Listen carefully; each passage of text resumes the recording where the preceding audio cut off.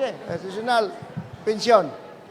Kung na po idugang na kung pangutana, sir, kami mga pensyonado sa SSS, ug dunay pensyon sa senior sa atong panggobyerno, makadawat o pensyonado mi sa ISS, ngano dili mami makadawat og iway labot man nila ang pensyon is pensioner nga amo man ang binayad sa amo pagpanarbaho o among kinugihan nga gibayad sa SSS, unya ang kadtong senior moray makadawat. Bago tayo magpatuloy, huwag kalimutang mag-subscribe sa aking channel.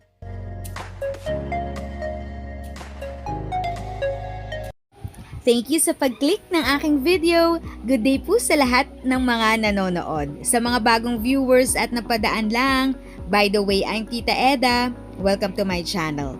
Ang channel na maghahatid sa iyo ng dagdag kaalaman tungkol sa government services, bagong mga balita at informative videos na galing sa legit na resources.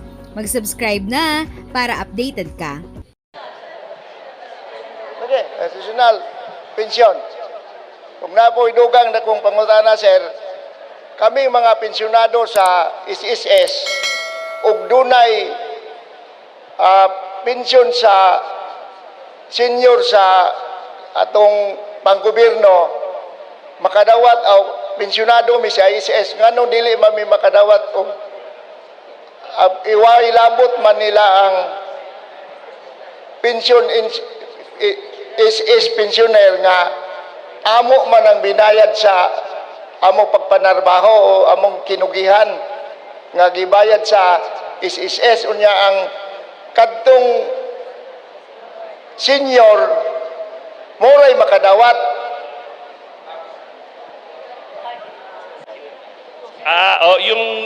Yung social pension tsaka DSWD social pension, bakit tinatanggal daw po ang SSS pensioner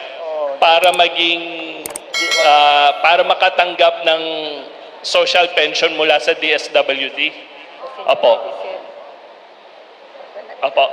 Yung social pension po ay para sa indigent, sa pinakadukha po sa ating mga kababayan.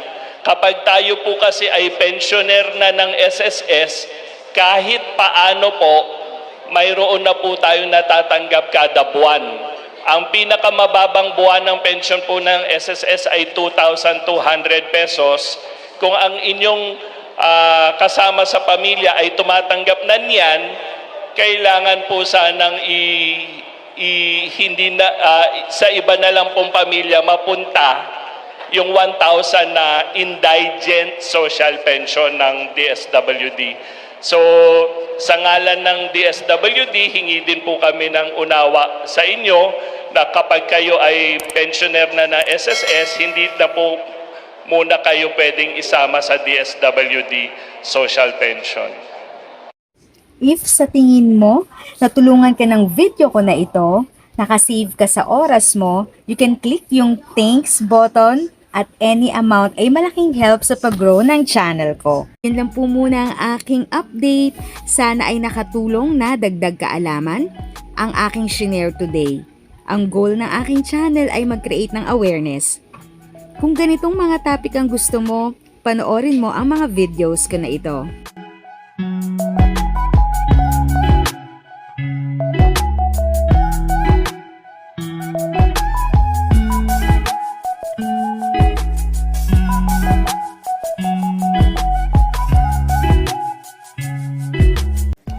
Thanks for watching! Kung may kapamilya, kaibigan o kakilala sa tingin mo ay magiging interesado sa video, please share or tag sila sa comment section.